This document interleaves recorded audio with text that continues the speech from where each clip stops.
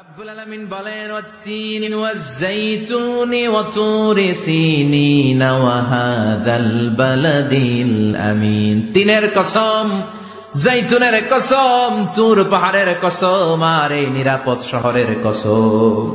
এই নিরাপদ শহর দ্বারা উদ্দেশ্য হচ্ছে মক্কাতুল মুকাররমা। নিরাপদ শহর দ্বারা কোন শহর উদ্দেশ্য? মক্কা। যে মক্কার আগের নাম ছিল বাক্কা। মক্কার আগের নাম সবাই বলেন বাক্কা। মক্কার নামে আল্লাহ কোরআনে একটা সূরা দিয়েছে, সূরার নাম সূরাতুল বালাদ। লা উকসিমু বিহাযাল বালাদ ওয়া আনতা হিল্লুম বিহাযাল বালাদ। সুবহানাল্লাহ পড়েন। আবার এই শহরের নাম দিলেন আল্লাহ উম্মুল কুরা, জনপদ সমূহের মা। এই শহরের মধ্যে যারা এই প্রবেশ করবে নিরাপত্তা দিবে কে? আবার এই শহরের মাঝখানে আল্লাহ এমন একটা ঘর তৈরি করেছে, গোটা বিশ্বের সব মুসলমান ওই ঘরের দিকে মাথা নুইয়ে সিজদায় লুটিয়ে পড়ে। সুবহানাল্লাহ পড়েন।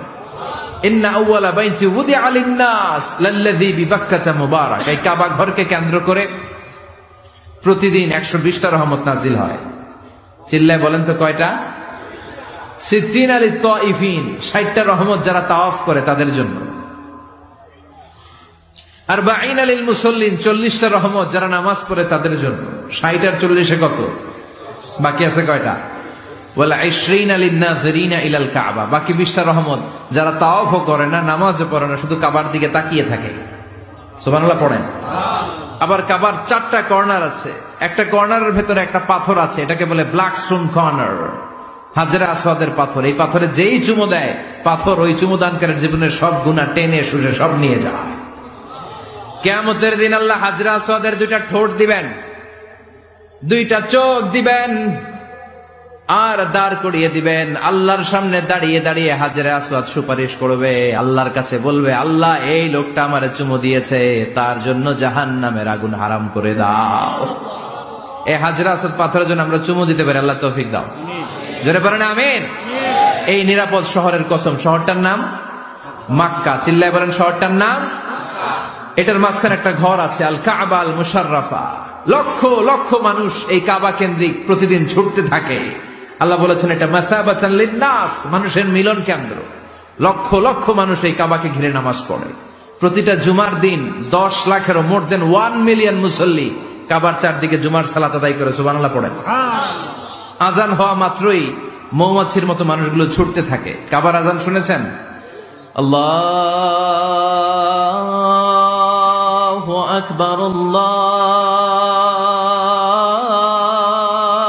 আকবার,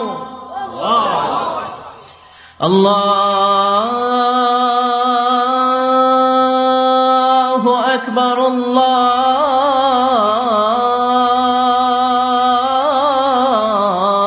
আল্লাহু আকবার।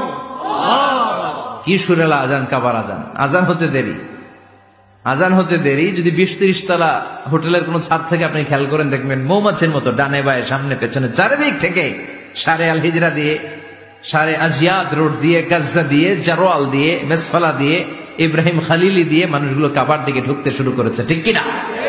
আবার বিশ্বনবী বলতেন, মক্কা তো হাব্বুল বিলাদ ইলাইয়া, মক্কা শহর আমার কাছে সব চাইতে প্রিয় শহর। লাউলা উখরিজিতু লামা খারাজতু, মক্কার কুরাইশরা, কাফেররা যদি এই শহর থেকে জোর করে আমারে বের করে না দিত, আমি কোনোদিন মক্কা ছেড়ে দূরে যেতাম না। সুবহানাল্লাহ পড়ে। বিশ্বনবীর জন্মস্থান এই শহর। যেখানে বিশ্বনবী জন্মেছেন ওইখানে আছে মাকতাবা, লাইব্রেরি। কি আছে? হজ ওমরা যারা করেছেন তারা দেখবেন ওখানে গেলেই ফ্রিতে বই দেয়। কি দেয়? বিশ্বনবীর জন্মস্থানে গেলে যেই ভাষার হন, বাঙালি গেলে বাংলায়, ইংরেজ গেলে ইংরেজিতে, পাকিস্তানিরা গেলে হিন্দিতে, সবাইকে ফ্রিতে বই দেয়া হয়। তার মানে বিশ্বনবীর জন্মস্থানে গেলেই বই পাওয়া যায়, ঠিক কিনা? বিশ্বনবীর জন্মস্থানের ঠিক পাশেই আবু জাহেলের জন্মস্থান। ওইখানে কি আছে জানেন? হ্যাঁ, হাম্মাম, হাম্মাম আবি জাহাল। বাঙালি হাজিদের বুক ভরা ঘৃণা তার জন্য। বাঙালি হাজিরা বলে, আবু জাহিল্লার টয়লেট কই, যাইয়া সব ভরাই দিয়ে শুন। জেদ্দাতে নেমেই খুঁজতে আরম্ভ করে, আবু জাহিল্লার টয়লেট কই। সবাই বলে, এই না জেদ্দায় আসলেন, মক্কা তো 80 কিলো দূরে, আপনি যাবেন, ওমরা করবেন, বিশ্রাম নেবেন হোটেলে, এরপরে জিয়ারা যখন করায় তখন ওখানে নেয়। কিন্তু নাইম্মা আবু জাহিল্লার টয়লেট কই। কি ক্ষোভ তার প্রতি, না? কি ক্ষোভ আর ঘৃণা, আর বিশ্ব নবীর জন্য অন্তর ভরা ভালোবাসা আছে না নাই? এজন্য ইসলাম হচ্ছে শান্তির ধর্ম। জঙ্গিপনা যারা করে, সন্ত্রাসবাদের কথা যারা সমাজে উস্কে দেয়, তাদের জন্য ইসলামে কোনো শান্তি নাই। আবু জাহেল ছিল সন্ত্রাসদের লিডার, ঠিক কিনা? Leader of the all terrorist, কুখ্যাত ইন্টারন্যাশনাল সন্ত্রাসী আবু জাহেল। আর বিশ্বনবী ছিলেন মুজাহিদ। বিশ্বনবী কি ছিলেন? মুসা আলাইহিস সালাম ছিলেন মুজাহিদ। ফেরাউন ছিল কুখ্যাত সন্ত্রাসী আর জঙ্গি, ঠিক কিনা? সাইয়েদনা ইব্রাহিম ছিলেন মুজাহিদ, আর নমরুদ ছিল জঙ্গি, ঠিক কিনা? যারা ইসলামের পক্ষে কথা বলে তারা মুজাহিদ, আর যারা ইসলামের বিপক্ষে তারা সন্ত্রাস আর জঙ্গি। চিল্লায় বলেন ঠিক কিনা? সে আল্লাহ ডেকে বললেন, গোলামুত্তিনি ওয়াজ-যাইতুনি ওয়া তুরি সিনিন ওয়া হাযাল বালাদিল আমিন। তিন ফলের কসম। তিন ফল, এটা খেলে মানুষ পাগল হয়ে যায় না। এটা স্বাস্থ্যকর একটা খাবার। বাংলাদেশের তিন আর আরব দেশের তিনের পার্থক্য আছে। আরব দেশের তিন খুব সুস্বাদু, এজন্য আল্লাহ বলেছেন ওয়াত্তিন। চিল্লায় বলেন, কি পড়েছেন? সম্মানিত ভাইয়েরা, খেয়াল রাখবেন, কসম যখনই আল্লাহ কেটেছেন তখনই আল্লাহ ওয়াও ব্যবহার করেছেন। এটাকে বলে, এই যে এটা কিন্তু তাফসিরের আসল কথা, মনে রাখেন, ওয়াও আল কাসামিয়া, এটার বলে কসম কাটার ওয়াও। যত জায়গায় আল্লাহ কসম কেটেছেন তত জায়গায় আল্লাহ কি ব্যবহার করেছেন? চিল্লায় বলেন।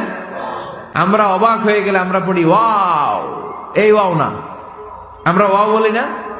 অবাক করা জিনিস দেখলে কি বলে ছেলেবেলে? ওয়াও, এই ওয়াও নয়।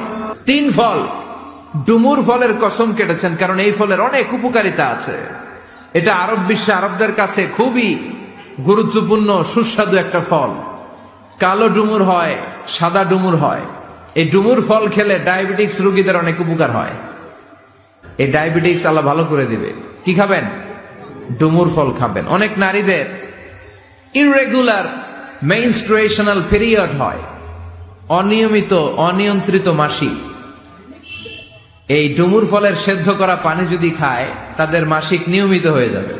তিন ফলের কসম, জাইতুনের কসম, তুর পাহাড়ের কসম, বিশ্বনবীর জন্মস্থান মক্কাতুল মুকাররমার কসম। চারটা জিনিসের কসম কেটেছে কে? কয়টা জিনিসের? চারটা জিনিসের কসম কেটে আল্লাহ একটা কথা বলবেন। ওই কথাটার গুরুত্ব বেশি না কম?